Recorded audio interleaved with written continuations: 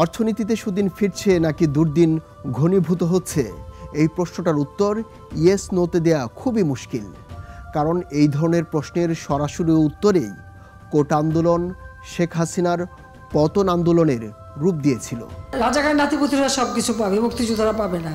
আপনি হয়তো ভাবছেন শেখ হাসিনার নেতৃত্বে আওয়ামী লীগের টানা 3 মেয়াদের শাসনামলে উজাড় হয়েছে ব্যাংক খাত, উন্নয়নের নামে লুটপাট, ঘুষ বাণিজ্য, অবাধ নির্বিঘ্নে টাকা পাচার, আর এসব কারণে আর্থিক শৃঙ্খলা লাল দাগে।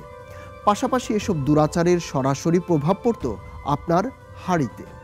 নিত্যপণ্যের চাপে চেড়েচ্যাপ্টা জীবনে পারিবারিক কলহও চরমে, অনেকটা কাঁথায় মাথা ঢাকলে পা উদুম ব্যাপার।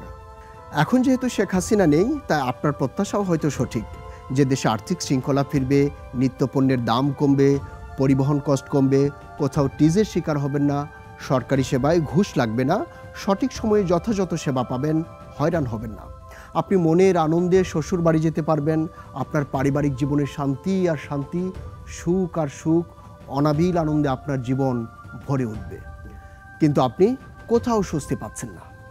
সব কিছুই মনে হচ্ছে যেন আগের মতোই স্বৈরাচারী কায়দায় চলছে। কেন? এমন তো হওয়ার কথা ছিল না।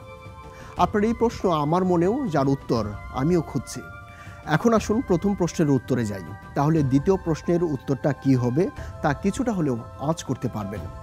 আওয়ামী লীগ সরকার তার শাসনামলে 18 লাখ কোটি টাকা ঋণ রেখে গেছে, যা 3টি বাজেটের সমান। একই সঙ্গে বিদেশে পাচারকৃত অর্থের পরিমাণও 18 লাখ কোটি টাকা। রিজার্ভও ছিল 15 বিলিয়ন ডলারের আশপাশে। সংকট মোকাবিলায় শেখ হাসিনা দৌড়ঝাঁপ করছিল সহায়তার জন্য, কিন্তু কোথাও থেকে আশানুরূপ সাড়া মেলেনি।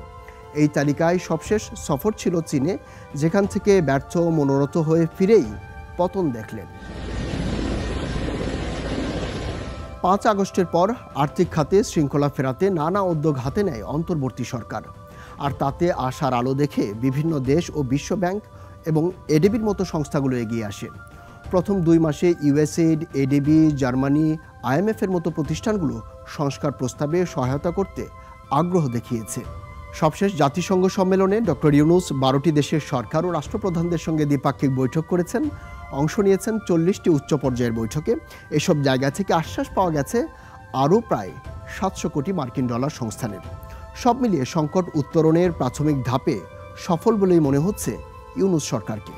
কিন্তু যে প্রশ্ন রয়ে গেছে সেটি হচ্ছে, এই যে এত এত অর্থ পাওয়া যাচ্ছে, তারও বেশিরভাগই ঋণ, যাতে আছে নানামুখী শর্তের বেড়াজাল।